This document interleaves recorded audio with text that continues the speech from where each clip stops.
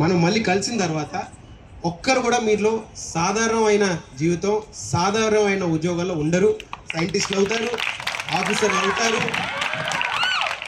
మన వేరే దేశాలకు వెళ్ళాలంటే వేరే దేశాలకు వెళ్తారు, డాక్టర్లు అవుతారు, శాస్త్రవేత్తలు అవుతారు. ఇటువంటి ఖచ్చితంగా కెరియర్లు అంతా మీకు ఆగున్నాయి. మీరు అటువైపే వెళ్తారని గట్టి నమ్మకం మీ కలెక్టర్కి అయితే మీ పైన పూర్తిగా ఉంది.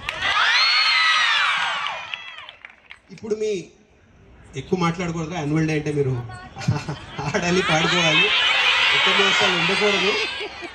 మీ ఎవరి పేరు పైన మీ ఇన్స్టిట్యూషన్ ఉందో దాని గురించి ఒక నిమిషం, చిన్న నిమిషం మాట్లాడదాం. అంబేద్కర్ గారి గురించి చదువుంటారు చాలామంది, మీకు చాలా రీడింగ్ హ్యాబిట్ ఉంది, చాలామంది మీతో ఇంటరాక్ట్ అయినప్పుడు చాలా ఇంటెలిజెంట్ మీరంతా. దాని గురించి ఒక మాట మాట్లాడుకుంటే, చాలా ఇన్స్టిట్యూషన్స్కి మన దగ్గర విగ్రహాలు చూస్తారు, ఊరికి వెళ్ళినప్పుడు మన సెంటర్స్కి పేర్లు పెట్టుకుంటాం. తనకున్న ఒక ప్రత్యేక విలువల గురించి మనకు పూర్తిగా తెలియదు, ప్రత్యేకంగా వచ్చే తరానికి పూర్తిగా తెలియదు. మనిషి తను వివిధ కారణాల వల్ల ఎందుకో నాకు కూడా తెలియదు, కానీ తనకు రావాల్సిన రికగ్నిషన్ తనకి రాలేదు. తన జీవితం గురించి క్లుప్తంగా 2 నిమిషాలు మాట్లాడదాం. మొట్టమొదటిగా తను పుట్టినప్పటి నుంచి భేదభావాల వల్ల, కులం గురించి ఫీలింగ్ ఉండడం వల్ల, నువ్వు ఎక్కడికి వెళ్ళవరా, నీ కులం ఇదే, చిన్న పని చేయాలి, ఊర్లో ఉండాలి, నీకు చదువు ఎందుకని చెప్పారు. అలా తను తోసుకుంటూ పోతే ఎవరో ఒకరిని చూసి మళ్ళీ తను ఇంటెలిజెంట్ అబ్బాయిలా ఉన్నాడు అనేది, ఎవరో ఒక రాజులాగా ఉండేవాడు, పంపిద్దాం కదా అని అమెరికాకి ఇంగ్లాండ్కి పంపించి విద్యను అందించాడు.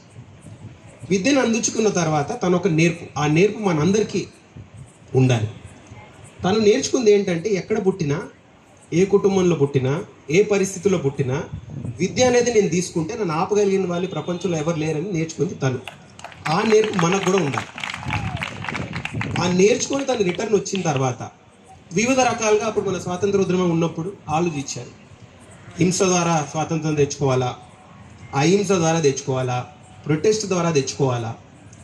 తినేం నమ్మారు, నేను లాయర్ లాగా ఆలోచిస్తాను, చదువు ద్వారా తెచ్చుకుందాం.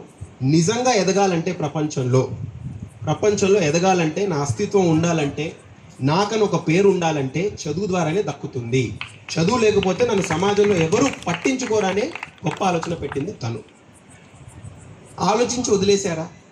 ఈనాటికి మా ఉద్యోగాలు ఉన్నాయంటే, ఐఏఎస్ అధికారులు ఉన్నారంటే, యంత్రాంగం ఉందంటే ఎందుకుంది? రాజ్యాంగం వల్ల ఉంది. రాజ్యాంగం ఇచ్చింది ఎవర్రా?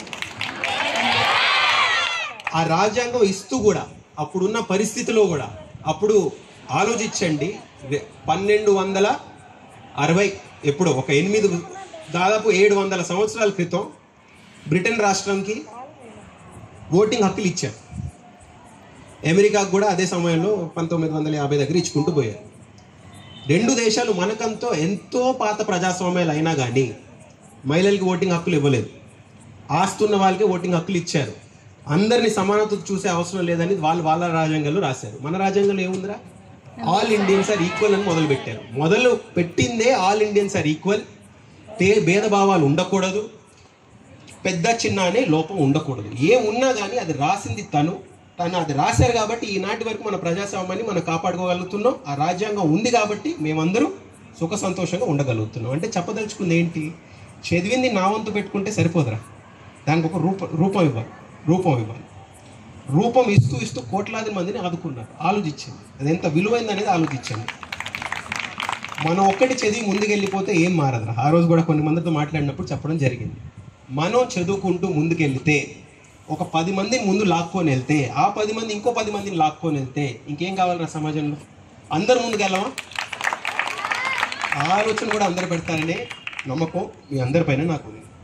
ఇంకా ఆఖరి గారా, ఈ మాట కూడా మనం ముందు కూడా మాట్లాడడం జరిగింది. ఈరోజు కూడా ఒక కార్యక్రమం మన జిల్లాలో 3 వారాల నుంచి ఒక చిన్న కార్యక్రమం పెట్టుకున్నాం.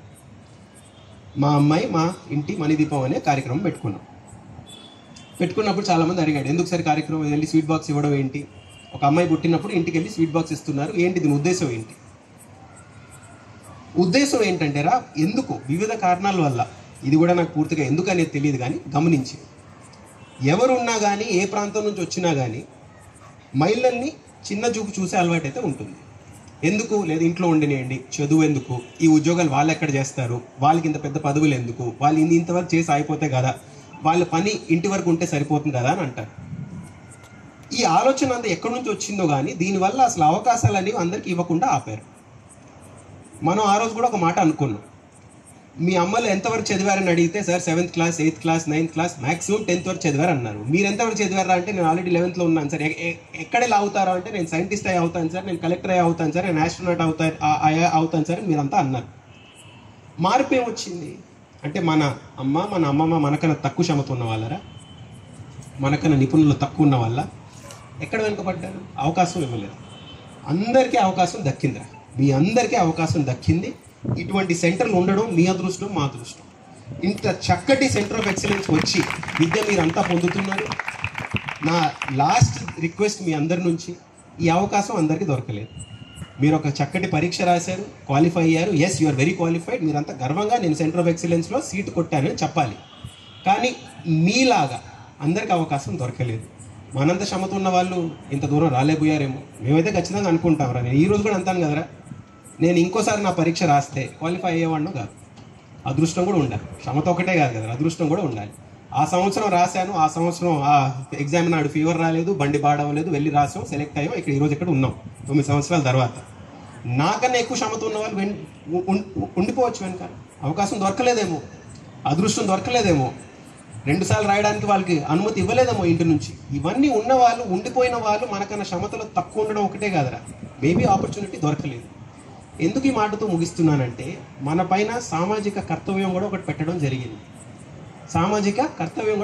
జరిగింది. మీకు ఒక అవకాశం దొరికితే ఆ అవకాశాన్ని 10 మందికి అందిస్తే అప్పుడే మన జీవితానికి ఒక విలువ. మనది మనం చూసుకుంటే, నా కుటుంబం నా స్వార్థం నేను చూసుకుంటే